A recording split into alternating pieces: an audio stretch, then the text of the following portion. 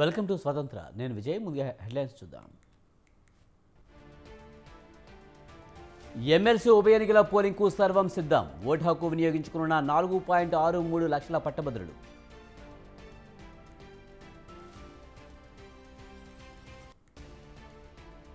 గత ప్రభుత్వం పౌర సరఫరాల శాఖను అస్తవ్యస్తం చేసింది. బీజేపీ బీఆర్ఎస్ తప్పుడు ప్రచారం చేస్తున్నాయన్న ఉత్తమ్.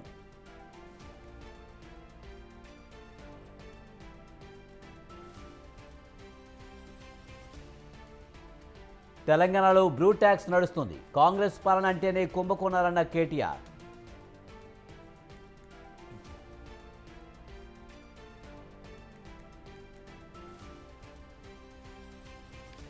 ఏపీలో ఈసీ దుర్మార్గంగా వ్యవహరిస్తుంది. పాల్వాయి గేట్లో హింసను అడ్డుకోలేదన్న పేర్ని నాని.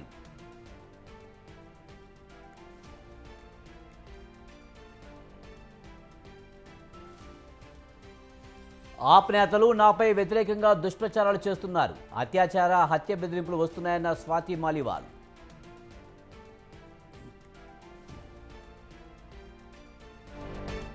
రేమాల్ తుఫానుపై ప్రధాని మోదీ అత్యవసర సమీక్ష.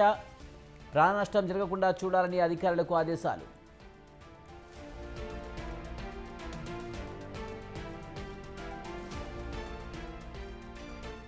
ఫ్రాన్స్ వేదికగా 77వ కేన్స్ ఫిలిం ఫెస్టివల్. సత్తా చాటిన భారతీయ మహిళలు.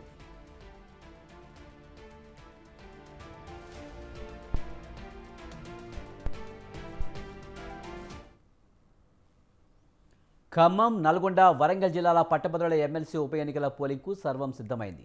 సోమవారం ఉదయం 8 గంటల నుంచి సాయంత్రం 4 గంటల వరకు పోలింగ్ జరగనుంది. ఈ నేపథ్యంలో ఎన్నికలకు సంబంధించి పోలింగ్ ఏర్పాట్లను అధికారులు పూర్తి చేశారు.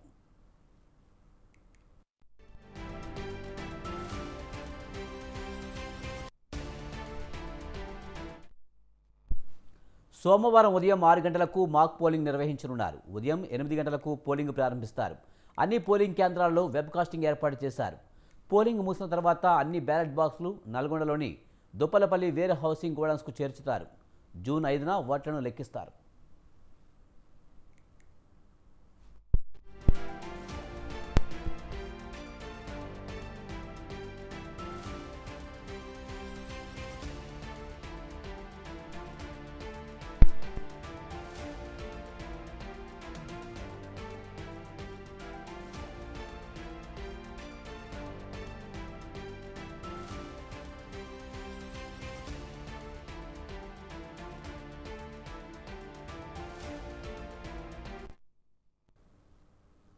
బీజేపీ బీఆర్ఎస్లపై తీవ్ర విమర్శలు చేశారు మంత్రి ఉత్తమ్ కుమార్ రెడ్డి. తమపై అసత్యాలు, అబద్ధాలు ప్రచారాలు చేస్తున్నాయని తెలిపారు. బీజేపీ బీఆర్ఎస్ చేసే ఆరోపణలో నయా పైసా వాస్తవం లేదన్నారు. గత ప్రభుత్వం పౌర సరఫరాల శాఖను అస్తవ్యస్తంగా చేసిందని ఆరోపించారు. సివిల్ సప్లై శాఖలో 58 కోట్ల అప్పులు, నష్టాలు 11,000 కోట్లు ఉన్నాయన్నారు. అలాగే అకాల వర్షానికి తెలిసిన ధాన్యం కూడా ఎంఎస్పీ ధరకు కొంటామని కేబినెట్ భేటీలో నిర్ణయం తీసుకున్నామని, ధాన్యం కొనుగోళ్లు గత ప్రభుత్వం కంటే ఎక్కువ తామే చేస్తామని మంత్రి ఉత్తమ్ స్పష్టం చేశారు.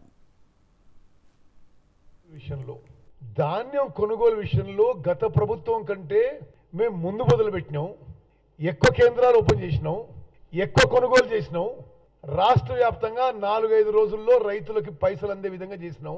మొన్న కేబినెట్లో ముఖ్యమంత్రి రేవంత్ రెడ్డి గారి నాయకత్వంలో ఒక విప్లవాత్మక స్టెప్ తీసుకొని ధాన్యం తడిచిన ధాన్యాన్ని, దెబ్బతిన్న ధాన్యాన్ని ఎంఎస్పి ధరకి కొనుగోలు చేస్తాం. అది ఎఫ్సిఐకి సప్లై చేయలేకపోయినా ఆ నష్టాన్ని ఈ ప్రభుత్వం భరిస్తుందని చెప్పి కేబినెట్ లో తీర్మానం చేసి కలెక్టర్లందరూ కూడా చెప్పడం జరిగింది. ఇది ఎన్నో ఏళ్ల అనుభవంతో మీకు చెప్తున్నా. ఇది చాలా అరుదైన విషయం. అన్సీజనల్ అకాల వర్షాల్లో, వడగండ్ల వానలో తడిసిన ధాన్యాన్ని ప్రభుత్వం ఎంఎస్పి ధరకు కొని ఆ జరిగే నష్టాన్ని మరి ప్రభుత్వమే భరించి రైతులకు ఇబ్బంది కాకుండా చూసిన ప్రభుత్వం మాది. ధాన్యం కొనుగోలు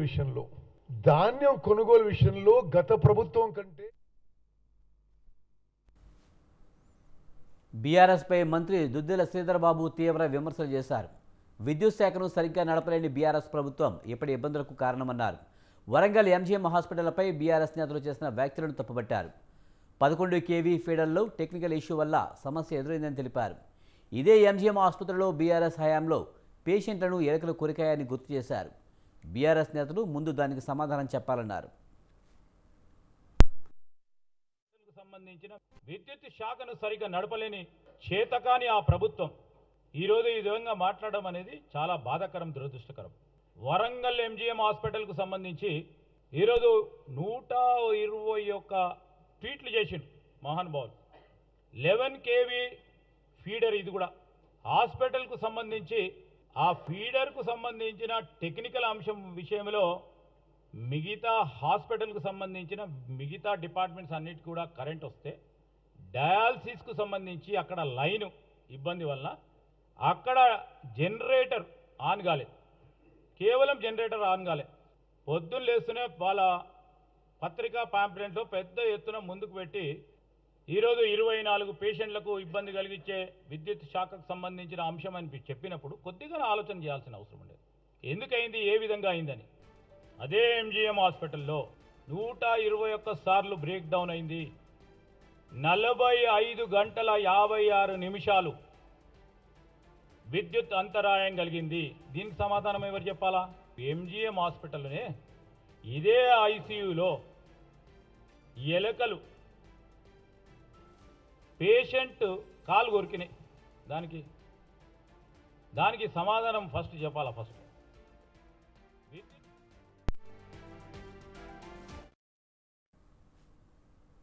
తెలంగాణలో బ్రూ ట్యాక్స్ నడుస్తుందని ఆరోపించారు BRS working president KTR. Congress పాలన అంటేనే కుంభకోణాలని అన్నారు. ధాన్యం సేకరణ, బియ్యం కొనుగోలులో భారీ స్కామ్ జరిగిందని చెప్పారు. సివిల్ సప్లై డిపార్ట్మెంట్లో జరిగిన స్కామ్పై సీఎం, మంత్రి నోరు విప్పడం లేదన్నారు. తాము అడిగిన ప్రశ్నలకు ప్రభుత్వం సమాధానం చెప్పడం లేదని మండిపడ్డారు. 2 లక్షల రుణమాఫీ చేస్తామని మోసం చేశారని ఆగ్రహం వ్యక్తం చేశారు. ప్రభుత్వానికి 2 లక్షల రైతు రుణమాఫీ చేసే తెలివి లేదన్న కేటీఆర్, కాంగ్రెస్ ప్రభుత్వం 1100 కోట్ల కుంభకోణం చేస్తుందని ఆరోపించారు. 35 లక్షల మెట్రిక్ టన్నుల ధాన్యాన్ని ఏదైతే సేకరించినామో మా ప్రభుత్వం ఉన్నప్పుడు దాన్ని విక్రయించేందుకు 3 నెలల కిందట రాష్ట్ర ప్రభుత్వ ఆదేశాలతో పౌర సరఫరాల శాఖ, సివిల్ సప్లైస్ కార్పొరేషన్ గ్లోబల్ టెండర్ల కహానికి తెరలేపింది. ఇది మేము మా ప్రభుత్వం ఉన్నప్పుడు దాదాపు 7,000 కోట్ల విలువ చేసే ధాన్యం నిల్వల మీద ఈ ప్రభుత్వం కన్నేసింది. అధికారంలోకి వచ్చి 50 రోజులు కాకముందే ఈ దోపిడీకి తెరలేపి జనవరి 25 నాడు కమిటీ వేసేది జనవరి 25, మార్గదర్శకాలు గైడ్ లైన్స్ ఇచ్చేది అదే రోజు, టెండర్లు పిలవడం కూడా అదే రోజు. ఎంత వేగంగా, ఎంత వాయువేగంగా, జెట్ స్పీడ్ తో ఏ పని కాదు ప్రభుత్వంలో. నెలకు 2,500 మహిళలకు ఇవ్వడానికి టైం లేదు, ఇంత వేగం కనబడదు. 4,000 పెద్ద మనుషులకు ఇవ్వడానికి ఆసరా పెన్షన్లు కనబడదు. రైతులకు రుణమాఫీ చేయడానికి ఈ స్పీడ్ లేదు. కానీ ఈ గ్లోబల్ టెండర్ల కోసం మాత్రం జనవరి 25 రోజే కమిటీ, జనవరి 25 రోజే గైడ్ లైన్స్, జనవరి 25 రోజే అదే విధంగా టెండర్లు కూడా వెంటనే పిలిచినారు. ఇవాళ ఏది వదలట్లేదు వీళ్ళు. రైతన్నల ధాన్యం నుంచి విద్యార్థుల అన్నం వరకు అన్నింటి మీద కూడా ఇవాళ కుంభకోణాలకు తెరలేపింది కాంగ్రెస్ ప్రభుత్వం.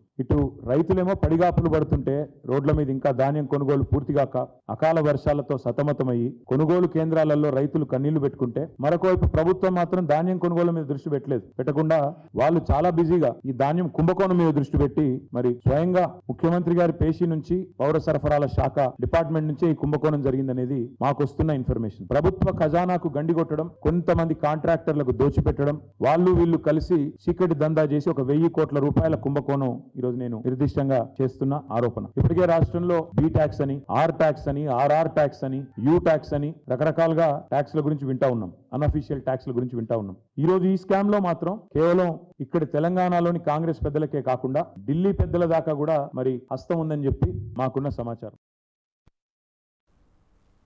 బీఆర్ఎస్ నేత ఆర్ఎస్ ప్రవీణ్ కుమార్ పై ఫైర్ అయ్యారు కాంగ్రెస్ సీనియర్ నాయకులు మల్లు రవి. ఇళ్ల కూల్చివేతపై చేసిన వ్యాఖ్యలను ఖండించిన ఆయన బుల్డోజర్ వ్యవస్థకు తాము వ్యతిరేకమని చెప్పారు. మానసికంగా డిస్టర్బ్ అయ్యి అనవసర ఆరోపణలు చేస్తున్నారని మండిపడ్డారు. ఆర్ఎస్ ప్రవీణ్ కుమార్ బుల్డోజర్ ఒకటి వచ్చింది, ఆ బుల్డోజర్ పెట్టి కొల్లాపూర్లో జూపల్లి కృష్ణారావు గారు అందరి ఇండ్లని, వాళ్ళ ఆస్తుల్ని ధ్వంసం చేస్తున్నారని ఒక స్టేట్మెంట్ ఇచ్చాడు. ఏమన్నా మానసికంగా డిస్టర్బెన్స్ అయి మాట్లాడుతున్నారా ఆర్ఎస్ ప్రవీణ్ కుమార్ గారు? బుల్డోజర్ వ్యవస్థకి కాంగ్రెస్ పార్టీ రాహుల్ గాంధీ గారి దగ్గర నుంచి, కింద కాంగ్రెస్ కార్యకర్త దగ్గర నుంచి, జూపల్లి కృష్ణారావు దగ్గర నుంచి మా ఎమ్మెల్యేలు అందరం తీవ్రంగా వ్యతిరేకం. చట్ట ప్రకారం చర్యలు తీసుకోవాలి. రాజుల కాలంలో బుల్డోజర్లు పెట్టి చర్యలు తీసుకున్నట్టుగా చర్యలు తీసుకుంటే దానికి పూర్తి స్థాయిలో మేము వ్యతిరేకం చేస్తాము. ఇది కావాలనే ఒక పోలీసు ఏ రకంగా ఆలోచిస్తాడో, మంచి పోలీసు కాదు, దారి తప్పిన పోలీసు ఏ రకంగా మాట్లాడతాడో ఆ రకంగా మరి ఆర్ఎస్ ప్రవీణ్ కుమార్ దాన్ని తీవ్రంగా ఖండిస్తున్నాం. బుల్డోజర్ ఒకటి వచ్చింది, ఆ బుల్డోజర్ పెట్టి కొల్లాపూర్లో జూపల్లి కృష్ణారావు గారు అందరి ఇండ్లని వాళ్ళ ఆస్తుల్ని ధ్వంసం చేస్తున్నారని ఒక స్టేట్మెంట్ ఇచ్చాడు. సివిల్ సప్లై కార్పొరేషన్ అప్పుల ఊబిలోకి వెళ్లడానికి కేంద్ర ప్రభుత్వం కారణం కాదా అని ఎమ్మెల్సీ జీవన్ రెడ్డి ప్రశ్నించారు. రాష్ట్రంలో పారదర్శకంగా ధాన్యం సేకరణ జరుగుతుంటే ఆరోపణలు చేయడానికి మహేశ్వర్ రెడ్డికి బుద్ధుండాలన్నారు. వాస్తవాలు మాట్లాడితే పెద్ద లీడర్లు అవుతారు తప్ప పేపర్లో పేర్లు వస్తే లీడర్లు కారని ఎద్దేవా చేశారు. బీజేపీ పాలిత ప్రాంతాల్లో ఎక్కడైనా రైతులకు ఉచిత విద్యుత్ ఇస్తున్నారని ప్రశ్నించారు. మహేశ్వర్ రెడ్డి బీజేపీలో ఉంటే ఆ పార్టీ పరువు గంగలో కలుస్తుందన్నారు. టీఆర్ఎస్ ప్రభుత్వ హయాంలో అంతకుముందు టీడీపీ ప్రభుత్వ హయాం కానివ్వండి చెప్పంటూ నేను ప్రతి క్వింటల్కు మినిమం ఏదైతుందో 5 నుండి 10 కిలోలు అదనపు తూకం అవుతుంది. మీకు అన్లోడింగ్ ఏదైతున్నదో ఎలక్ట్రానిక్ బ్రిడ్జ్ దగ్గర అన్లోడింగ్ చేస్తారు. దానికి ఉన్న ట్రక్ షీట్ ఏదైతుందో కోత పెట్టిస్తారు డైరెక్ట్ చెప్పండి. ఎక్కడ కూడా ఏ విధంగా సమస్య ఉత్పన్నం కాకుండా ధాన్యం సేకరణ ప్రక్రియ పూర్తి అయిపోతున్న తరుణం లోపల ఆశ్చర్యమే చెప్పంటూ నేను ఇటు మహేశ్వర్ రెడ్డి గారే కానీ అటు కేటీఆరే కానీ మహేశ్వర్ రెడ్డి ఇవాళ ఇంత బుద్ధి వచ్చిందా నీకు? ఇవాళ ఈ సివిల్ సప్లైస్ కార్పొరేషన్ ఇంత అప్పులోబులో నెట్టడానికి ఎవడే కారకుడు? టీఆర్ఎస్ ప్రభుత్వం కాదా చెప్పంటూ నేను వాళ్ళని అడగడానికి సోయి లేదా నీకు? అడిగి నీ పక్కన జరంగానే ఏదిస్తుందో అసలు దొంగతనం చేసినట్టు మన కనబడ కూడా వీచిండు. దాన్ని ఏ విధంగా అప్పులోబులోకి పైకి తీసుకురావాలి, ఏ విధంగా శాఖలను పునరుద్ధరింప చేయాలని చెప్పని ఇక్కడ తపన పడుతుంటే మీరేం సజెషన్స్ ఇస్తే ఇవ్వండి. కానీ ఏదైతుందో ఒక ఆరోపణతోనే నేను లీడర్ని అయిపోతా, నేను ఎదిగిపోతా. అరే వాట్ ఈజ్ ఇట్? గతంలో టీఆర్ఎస్ ప్రభుత్వ హయాంలో అంతకుముందు టీడీపీ ప్రభుత్వ హయాం కానివ్వండి చెప్పంటూ నేను ప్రతి క్వింటల్కు మినిమం ఏదైతుందో 5 నుండి 10 కిలోలు అదనపు తూకం. సీఎంకు మంత్రులకు మధ్య దూరం పెరిగిందా? ముఖ్యమంత్రిపై విపక్షాలు మాటల దాడులు చేస్తున్నా మంత్రులు ఎందుకు సైలెంట్గా ఉంటున్నారు? తాము స్పందిస్తే సీఎంకు మైలేజ్ వస్తుందని మంత్రులు భావిస్తున్నారా? లేక విపక్షాల మాదిరిగానే మంత్రులకు రేవంత్ రెడ్డి ప్రధాన టార్గెట్గా మారారా? ఇంతకీ తెలంగాణ కాంగ్రెస్ పార్టీలో ఏం జరుగుతుంది? Watch the story.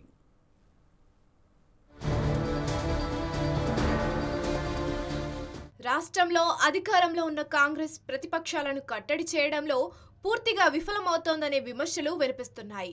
ప్రతిపక్ష పార్టీలకు కౌంటర్లు ఇవ్వడంలో మంత్రులు సైతం ఫెయిల్ అవుతున్నారనే గుసగుసలు సైతం వినిపిస్తున్నాయి.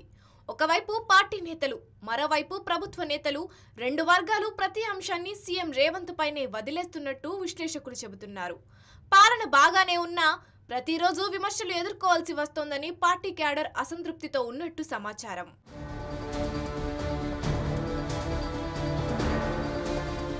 ప్రభుత్వ పాలనపై ప్రతిరోజు బీజేపీ, బీఆర్ఎస్ విమర్శనాస్త్రాలు వదులుతోంది. దీనికి చెక్ పెట్టడంలో ఇటు మంత్రులు గాని, అటు పార్టీలోని కీలక నేతలు గాని కౌంటర్ ఇవ్వడంలో ఇబ్బంది పడుతున్నట్టు కనిపిస్తోంది. ప్రభుత్వం ఏర్పడి 6 నెలలు కాకముందే ఇలాంటి పరిస్థితి ఉంటే భవిష్యత్తులో పార్టీకి ఇబ్బంది అవుతోందని క్షేత్రస్థాయి నేతలు అంటున్నారు. తమ శాఖలకు సంబంధించిన అంశాలపై ప్రతిపక్షాలు తీవ్ర స్థాయిలో విమర్శలు చేసినా మంత్రులు తమకేమి సంబంధం లేనట్టు సైలెంట్ గానే ఉంటున్నారు. మొన్నటి లోక్సభ ఎన్నికల ప్రచారంలోనూ ఇది స్పష్టంగా కనిపించిందని గాంధీ భవన్లో గుసగుసలు వినిపిస్తున్నాయి. అమిత్ షా ఫేక్ వీడియో విషయంలో పార్టీ చీఫ్, ప్రభుత్వ చీఫ్గా ఉన్న రేవంత్కు ఢిల్లీ పోలీసులు నోటీసులు ఇచ్చినా 1-2 మంత్రులు తప్ప మిగిలిన మంత్రులెవ్వరూ కనీసం స్పందించలేదు.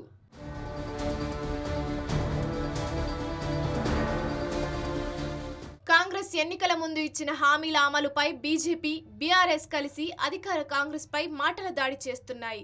ముఖ్యంగా విద్యుత్, రుణమాఫీ, రైతు బంధు, ఎరువులు, ధాన్యం కొనుగోలు, నిరుద్యోగ భృతి, పంట బోనస్ తదితర అంశాలపై ఛాన్స్ దొరికినప్పుడల్లా బీఆర్ఎస్, బీజేపీ నేతలు విమర్శలు సంధిస్తున్నారు. ప్రభుత్వ తీరును ఎండగడుతున్నారు. ఇటు మీడియా సమావేశాలు, పబ్లిక్ మీటింగ్స్తో పాటు అటు సోషల్ మీడియాలో సైతం ప్రభుత్వాన్ని కార్నర్ చేస్తున్నారు.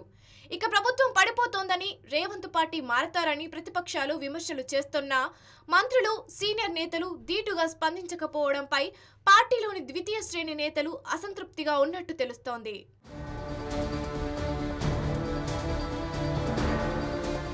మంత్రిత్వ శాఖలపై విపక్షాలు తీవ్ర స్థాయిలో విమర్శలు చేస్తున్నా సివిల్ సప్లైస్ శాఖ మంత్రి ఉత్తమ్ కుమార్ రెడ్డిపై వేల కోట్ల అవినీతి ఆరోపణలు చేస్తూ బీజేపీ, బీఆర్ఎస్ విమర్శలు సాగిస్తున్నాయి. రేవంత్ ట్యాక్స్, బట్టి ట్యాక్స్, ఉత్తమ్ ట్యాక్స్ అని వరుస ప్రెస్ మీట్లతో కారు కాషాయ నేతలు హోరెత్తిస్తున్నా మంత్రులు మారు మాట్లాడడం లేదు. విద్యుత్ కోతలు, రైతుల సమస్యలు, ధాన్యం కొనుగోళ్లు, విత్తనాల కొరత, ప్రభుత్వ ఆసుపత్రుల్లో పవర్ ట్రిప్ వంటి అంశాలపై ప్రభుత్వాన్ని టార్గెట్ చేస్తున్నా ఆయా శాఖల మంత్రుల నుంచి కనీస స్పందన లేదు. దీంతో విపక్షాలు చేస్తున్న ఆరోపణల్లో నిజం లేకపోలేదని, నిప్పులేనిదే పొగరాదనే వ్యాఖ్యానాలు వినిపిస్తున్నాయి. ప్రభుత్వానికి చెడ్డ పేరు వస్తున్నా తమకేమిటి అన్నట్టు మంత్రుల వ్యవహార శైలి మారినట్టు తెలుస్తోంది. బీజేపీ బీఆర్ఎస్ పై ఎదురుదాడి చేయడంలో వెనకడుగు వేస్తే పార్టీకి డ్యామేజ్ జరిగే ప్రమాదం ఉందని పార్టీలో సీరియస్ చర్చ జరుగుతున్నట్టు సమాచారం. తాము మద్దతిస్తే రేవంత్ క్రేజ్ పెరుగుతుందని కొందరు నేతలు ఆలోచిస్తున్నట్టు వార్తలు వస్తున్నాయి. అన్ని విమర్శలకు రేవంత్ కౌంటర్ ఇచ్చుకుంటారు. తమకెందుకు తలనొప్పి అన్న ధోరణితో మంత్రులున్నట్టు ప్రస్తుత పరిస్థితులు కనిపిస్తున్నాయి. మంత్రివర్గ సహచరులు తనను ఒంటరిని చేస్తున్నారని సన్నిహితుల వద్ద రేవంత్ వాపోతున్నట్టు సమాచారం. విపక్షాల విమర్శలను పట్టించుకోవాల్సిన పని లేదు, తమ పని తాము చేసుకుంటూ పోతామని మంత్రులు అంటున్నారు.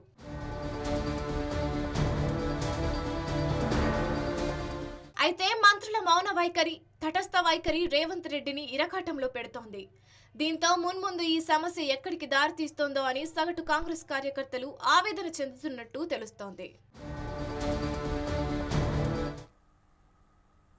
టీడీపీ పొలిట్ బ్యూరో సభ్యుడు నందమూరి బాలకృష్ణ నేడు తెలంగాణ ముఖ్యమంత్రి రేవంత్ రెడ్డిని కలిశారు. సీఎం రేవంత్ రెడ్డి నివాసానికి వెళ్లిన బాలకృష్ణ ఆయన తాజా రాజకీయాలపై చర్చించారు. బాలయ్యతో పాటు రేవంత్ రెడ్డి నివాసానికి వెళ్లిన వారిలో బసవతారకం క్యాన్సర్ ఆసుపత్రి ట్రస్ట్ సభ్యులు కూడా ఉన్నారు. కాగా బాలకృష్ణ రేవంత్ మధ్య సమావేశంలో ఏపీ రాజకీయాలు కూడా ప్రస్తావనకు వచ్చినట్టు తెలుస్తోంది.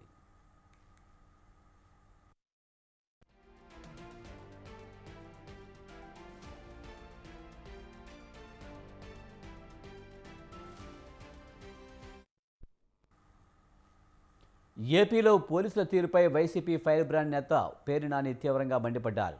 పోలీసు అధికారులు బరితెగించి ప్రవర్తిస్తున్నారంటూ మండిపడ్డారు. టీడీపీ నేతలు హత్యాయత్నం చేస్తే వారిపై కేసులు పెట్టలేదన్నారు. హింస జరిగిన తర్వాత కూడా పోలీసులు సరిగా స్పందించడం లేదని ఆగ్రహం వ్యక్తం చేశారు. పాల్వాయి గేట్లో విధ్వంసం జరిగితే పోలీసులకు పట్టలేదని విమర్శించారు. ఈవీఎంను ధ్వంసం చేస్తే 13నే ఎందుకు ఫిర్యాదు చేయలేదని ప్రశ్నించారు. డీజీపీకి అందిన సిట్ నివేదికలో ఎక్కడా పిన్నెల్లి ప్రస్తావనే లేదని చెప్పారు. లోకేష్ ట్వీట్ చేస్తే ఈసీ చర్యలకు ఆదేశిస్తుందని నిలదీశారు. వ్యక్తి ఒక రాజకీయ నాయకురాలు బరితెగించి రాష్ట్ర ఎన్నికల సంఘానికి అంటే చీఫ్ ఎలక్షన్ ఆఫీసర్ గా, చీఫ్ ఎగ్జిక్యూటివ్ ఆఫీసర్ గా రాష్ట్ర ఎన్నికల మొత్తాన్ని ఒంటి చేతి మీద నడుపుతున్నటువంటి ఒక అధికారికి నిష్పక్షపాతంగా ఏ రాజకీయ పార్టీకి ఆఖరికి అధికార పార్టీకి కూడా వెంట్రుక వాసి కూడా ఒరగకుండా నిష్పక్షపాతంగా ఎన్నికలను నిర్వర్తించాల్సినటువంటి ఎన్నికల వ్యవస్థ ఒక రాజకీయ నాయకురాలు ఒక పిటిషన్ బరితెగించి పిటిషన్ ఇస్తే ఫలానా అధికారి ఇంటి చివర రెడ్డి ఉంది, ఫలానా అధికారి రెడ్డి ఉంది, ఫలానా అధికారి బ్రాహ్మణైనప్పటికీ అతని భార్య రెడ్లు, అతని చెల్లి రెడ్లను చేసుకుంది, లేదా ఇట్లాంటి తప్పుడు ఆరోపణలతో దుర్మార్గమైనటువంటి తప్పుడు పిటిషన్ ఒకటి ఇస్తే ఆ పిటిషన్ ఆధారంగా చర్యలు తీసుకుని అధికారులను మార్చి ఇంకా బరితెగింపు ఏంటంటే ఈ అధికారిని తీసి ఫలానా అధికారిని ఏమంటే ఆ అధికారిని వేసి ఇవాళ రాష్ట్రంలో మరీ ప్రత్యేకించి పలనాడు ప్రాంతం, అనంతపురం ప్రాంతం, అలాగే చిత్తూరు ప్రాంతం, తిరుపతి పరిసర ప్రాంతాల్లో, చిత్తూరులో పోలీసు యంత్రాంగం జరిగినటువంటి తీరు చూస్తుంటే అంటే ఎక్కడైతే వైఎస్ఆర్ కాంగ్రెస్ పార్టీ తెలుగుదేశం పార్టీని కోకటి వేళ్లతో సహా పీకి వైఎస్ఆర్ కాంగ్రెస్ పార్టీ పునాదుల్ని బలంగా ఎవరెవరైతే ఏర్పాటు చేస్తున్నారో, ఎవరెవరైతే రాజకీయంగా ప్రజల్లో బలమైనటువంటి పునాదిని వేసుకుంటున్నారో వాళ్ళందరినీ కూడా ఓడించటమే, వాళ్ళని సాధించటమే ధ్యేయంగా ఇవాళ మనంతా కూడా పోలీసు యంత్రాంగం ఈ 3 జిల్లాల్లో మనం చూస్తున్నాం. ఈ రోజు ఈ 3 ప్రాంతాల్లో కూడా ప్రత్యేకించి పోలీసు వ్యవస్థ ఎట్లా అయిపోయిందంటే ఒక కంటికేమో కాటుకు పెడతారు, మరొక కంట్లోనేమో కారం పోస్తారు. ఇది పోలీసు వ్యవస్థ. ఈ రకమైనటువంటి అధికారుల బరితెగింపు మనం చూస్తున్నాం. ఈ పల్నాడంతా కూడా ఎంత అంటే అది ప్రజాస్వామ్యమా, మనం ప్రజాస్వామ్య రాష్ట్రంలో ఉన్నామా లేవా? అసలు పోలీసు సినిమాల్లో చూపించినట్టుగా ఇంత బరితెగింపు ఉంటుందా అనేది మనం చూస్తే 13వ తారీఖున పాల్వాయి గేటు అనేటువంటి పోలింగ్ స్టేషన్ దగ్గరలో ఆ ఊర్లో తెలుగుదేశం డామినేషన్ ఎక్కువ, ఆ ఊరు మెజారిటీ చంద్రబాబు నాయుడు కులస్తులు, అది అందరికీ తెలిసిన సత్యం. దానికోసం అని చెప్పని ఎమ్మెల్యే ముందే పిన్నెల్లి రామకృష్ణారెడ్డి పలు దఫాలుగా ఎస్పీ గారికి, డిఎస్పీ గారికి, ఐజీ గారికి, డీజీపీ గారికి, ఎలక్షన్ కమిషన్కి అందరికీ కూడా పిటిషన్లు సమర్పించిన అయ్యా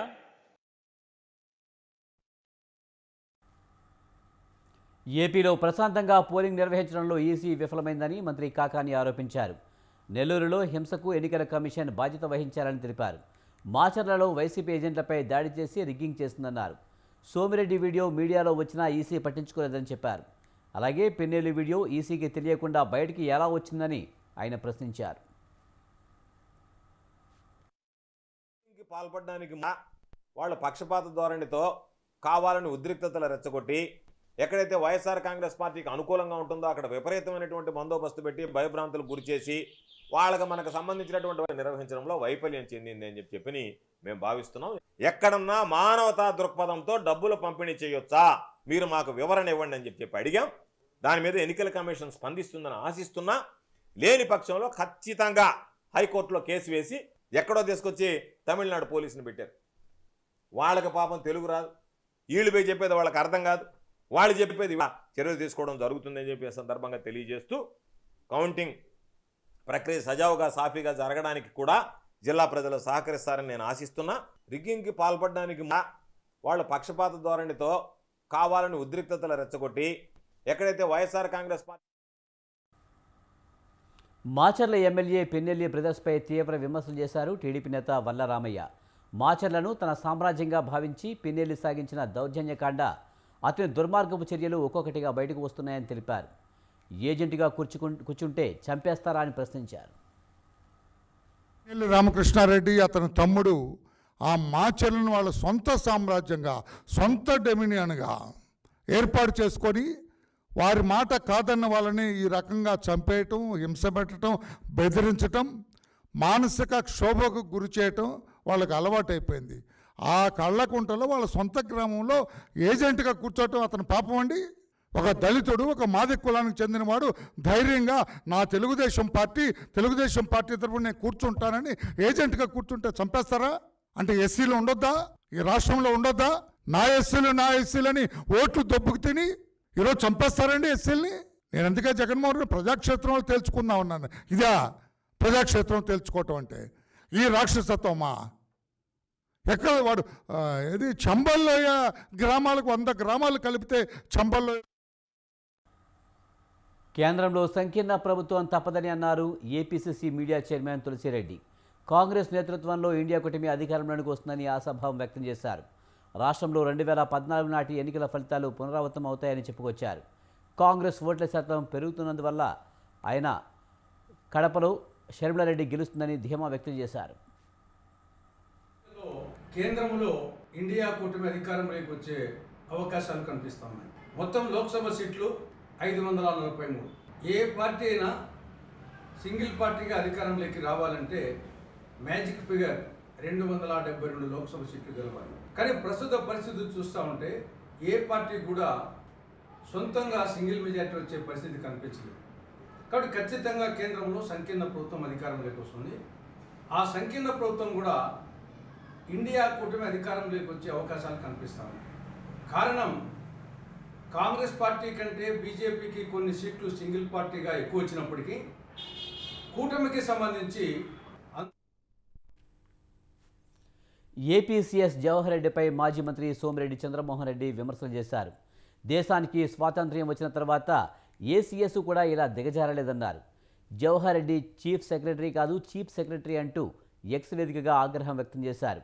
ఆయన హయాంలో రాష్ట్రంలోని వ్యవస్థలు కుప్పకూలాయని అన్నారు. వ్యవసాయం, ఇరిగేషన్, R&B, విద్య తదితర కీలక శాఖలకు కేటాయించిన నిధులను ఇష్టారాజ్యంగా మళ్లించే అధికారం మీకెవరిచ్చారని ప్రశ్నించారు.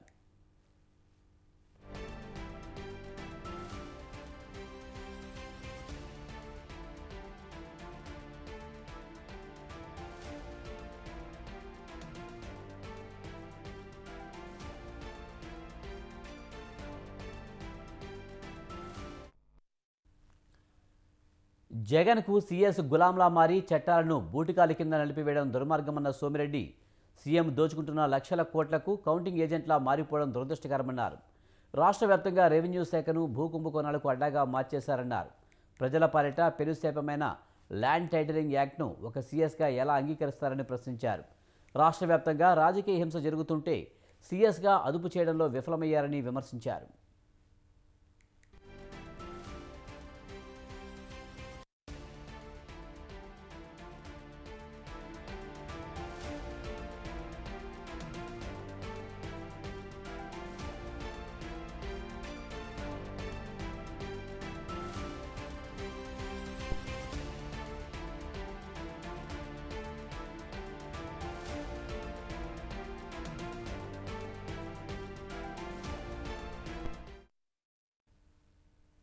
జేడీయూ అధినేత బీహార్ సీఎం నితీష్ కుమార్ నోరు జారారు.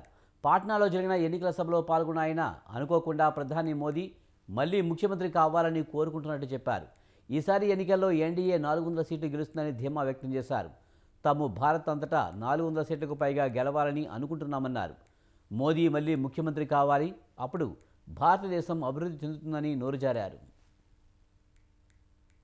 आज देश भर में 400 से भी ज्यादा सीट जीते और आदरणीय नरेंद्र मोदी जी फिर मुख्यमंत्री बने, देश का विकास हो, बिहार का विकास हो, सब कुछ हो। नरेंद्र मोदी प्रधानमंत्री तो है, वो तो प्रधानमंत्री तो रहबे करेंगे, तो उसके बाद हम तो यही कह रहे हैं कि वही आगे बढ़ेंगे। तो इसीलिए हम लोग तो यही चाहते हैं कि यही करना है। आइए काम समझ लीजिए, एक एक तरह से रविशंकर जी ये काफी काम करने वाले हैं, हमारा तो हम पहले से ఆప్ నేతలు తనకు వ్యతిరేకంగా దుష్ప్రచారాలు చేస్తున్నారని ఆ పార్టీ రాజ్యసభ ఎంపీ స్వాతి మాలివాల్ ఆరోపించారు. దీనివల్ల తనకు అత్యాచార, హత్య బెదిరింపులు వస్తున్నాయని ఆందోళన వ్యక్తం చేశారు. ఆప్ నాయకుల అసత్య ప్రచారాలు చేయడం వల్ల నాకు అత్యాచారం, హత్య బెదిరింపులు వస్తున్నాయన్నారు. తన ఫిర్యాదును ఉపసంహరించుకునేలా చేయడానికి పార్టీ నాయకత్వం ఈ విధంగా బెదిరింపు చర్యలకు పాల్పడుతుందని ఆమె ఆరోపించారు.